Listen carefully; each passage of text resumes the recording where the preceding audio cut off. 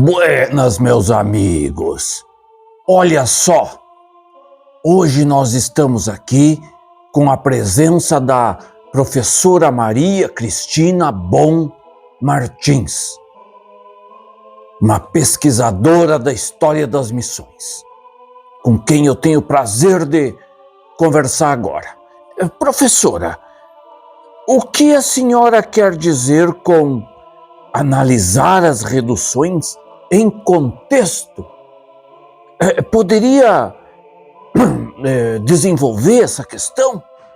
A segunda questão, então, diz respeito a que eu quero dizer, né, com essa colocação que fiz anteriormente sobre o fato de dever-se colocar as reduções, os 30 povos, as missões jesuítico-guaranis em contexto para conseguir compreendê-las melhor.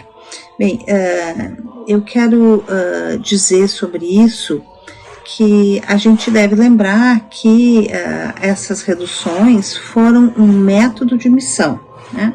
Os jesuítas iniciaram uma missão de evangelização junto aos povos indígenas povos indígenas guaranis, melhor dito. É uma missão por redução, né? Porque os jesuítas tiveram outras estratégias de fazer missão, né? Por exemplo, as chamadas missões campestres ou missões circulares, em que eles percorriam o território, né, levando o evangelho, levando a catequese, administrando sacramentos. Essa é uma estratégia de missão, inclusive estratégia que eles consideraram que tinha resultados pouco efetivos, né? Não havia uma conversão, não havia um trabalho mais contínuo, né? Um trabalho mais sistemático junto aos indígenas que eles abordavam, então, nessas visitas, e por isso os resultados eram efêmeros e muito superficiais. Daí adotar-se uma outra estratégia de missão, que foi a missão por redução, o que também não implica em que esta forma primeira da missão circular, da missão volante, ou missão campestre, como são chamadas, não tenha continuado existindo, né? Então, a missão por redução é um método. É um método que leva a concentrar os indígenas em povoados, ou seja, ao invés de os padres se deslocarem pelo território buscando aldeias, né, se concentraria diversas aldeias em um determinado lugar, num determinado povoado, para que ali os jesuítas levassem adiante o seu apostolado. Bem, essa ideia também é importante lembrar isso. Essa orientação de concentrar as populações indígenas em povoados, ela está presente nas próprias leis de Índias. Desde muito cedo, já na época dos reis católicos, existe uma orientação para que os indígenas fossem concentrados em povoados. E essa ideia de concentração, de redução da espacialidade deles, ela tinha dois objetivos primários, né, que eram facilitar o controle sobre o trabalho dos indígenas e também a cobrança de tributos. Então, a ideia de concentrar os indígenas em territórios não é a exclusividade dos jesuítas. É claro que esses povoados jesuítas terão outras características, né, muito próprias, que não têm a ver com todos os tipos de concentração, de redução de indígenas que existiram historicamente ao longo do período colonial.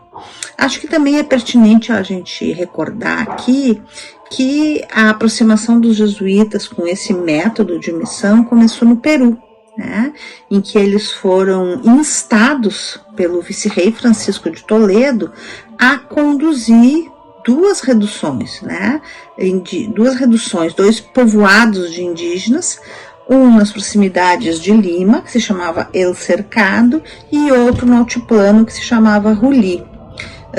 Quero lembrar para vocês que o Francisco de Toledo, vice-rei do Peru, que teve um papel muito importante na estabilização, né, da administração colonial espanhola nessa região. Ele também foi o sujeito que conseguiu organizar, né, tristemente conseguiu organizar a Mita Mineira, que oportunizou que Potosí se transformasse, né, na grande provedora de prata do mundo naquela época. Pois na década de 40, vivendo uma situação de bastante instabilidade dos indígenas, instabilidade, demonstrações de descontentamento dos indígenas, dificuldade de organizar a sua catequese, a cobrança de tributos, o vice-rei Francisco de Toledo convidou então os jesuítas a tomar conta dessas duas reduções. E os jesuítas hesitaram, né? Houve membros da ordem que entendiam que adotar essa estratégia de missão colocaria em risco ou iria contra um dos princípios fundamentais da sua ordem, expresso desde a sua fundação, que é a ideia de movimento, né? De estar não em mosteiros, né? Não administrando paróquias, mas em movimento, né? Essa característica tão peculiar dos jesuítas, que é a mobilidade, e mais peculiar ainda se nós lembrarmos a experiência das ordens religiosas monásticas, né? Típicas da Idade Média. Pois bem, os jesuítas, então, depois de bastante hesitação, assumiram essas duas doutrinas, né? Essas duas reduções, né? Uma no altiplano, como eu disse, e uma no litoral próximo a Lima. El Cercado se chamava essa. Então, os jesuítas vêm para o Paraguai com essa experiência pregressa, o que não quer dizer que haja, né, relações diretas, uma influência direta, não é nada disso, é só para a gente levar em conta que essa ideia de reduzir os indígenas, de concentrá-los para obter aquilo que o Estado espanhol ou que a própria igreja esperava deles, né, a sua catequese, a sua evangelização, o pagamento de tributos, a prestação de trabalhos, ela é uma ideia anterior e maior do que a ideia da missão por redução que os jesuítas conduziram, né?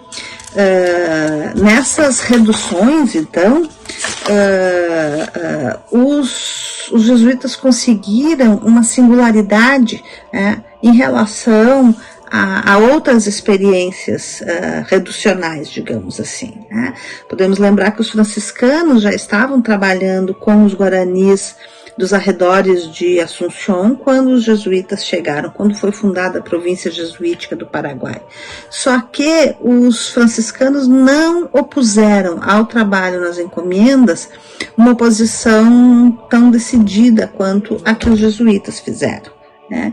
E por conta também do prestígio da ordem, eles conseguiram, então, que os indígenas, nas suas reduções, ficassem isentos do pagamento da encomenda, da prestação da encomenda. E o Padre Meliá, e o Padre Montoya, por exemplo, né, na Conquista Espiritual, ele narra o horror que era o trabalho encomendado na exploração da erva mate, né? Então os jesuítas conseguem essa dispensa, assim como eles vão conseguir também a isenção de tributos, né, por parte dos indígenas por um momento, por um período bastante interessante, né? Então, enfim, para concluir, vamos recordar que houve diversos tipos de redução, né, que a redução dos jesuítas junto aos Guarani é um tipo peculiar, e que assim como houve reduções, a formação de pueblos de índios administrados por outras ordens, os próprios jesuítas também constituíram reduções com vários outros grupos, né? Mesmo na província do Paraguai, né? Nós temos tobas, nós temos mocobis, temos abipones e tantos outros, né? E todas elas são diferentes umas das outras, porque diferentes eram as populações no seu modo de ser, como diria o Padre Meliá, no seu modo de receber, né, essa proposta de civilização, de transformação, de uma transformação que não é só no nível espiritual e simbólico, mas que é uma transformação que deve agir sobre toda a vida social, né, dessas populações, vida social, vida econômica, né, familiar, política. Vamos lembrar que no mundo indígena essas instâncias não se encontram separadas, né. Então, se nós observarmos, por exemplo, né, na mesma década de 1630, em que os jesuítas estão ampliando as suas reduções aqui na província do Paraguai, eles também estão constituindo um conjunto muito grande de reduções na Amazônia peruana, chamadas reduções de Maynas, que são muito diferentes das reduções guaranis, né? São reduções multiétnicas, são reduções que foram marcadas por uma grande instabilidade, né? São reduções em que não havia jesuítas vivendo permanentemente, porque elas eram muitas e o número de religiosos era muito pequeno.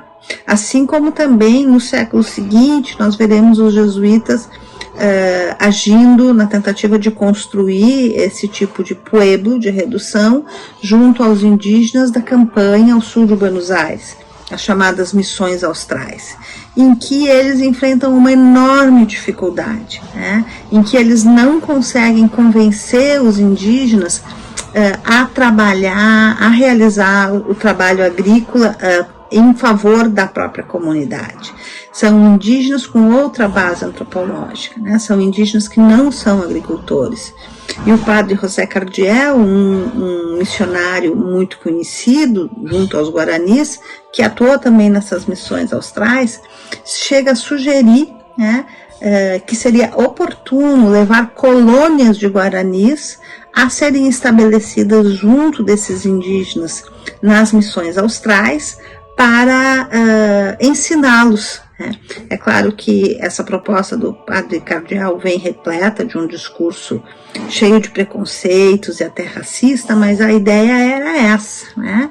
Os Guarani são grupos agricultores sedentários que vivem em aldeias estabelecidas, e é isso que é necessário para funcionar uma missão.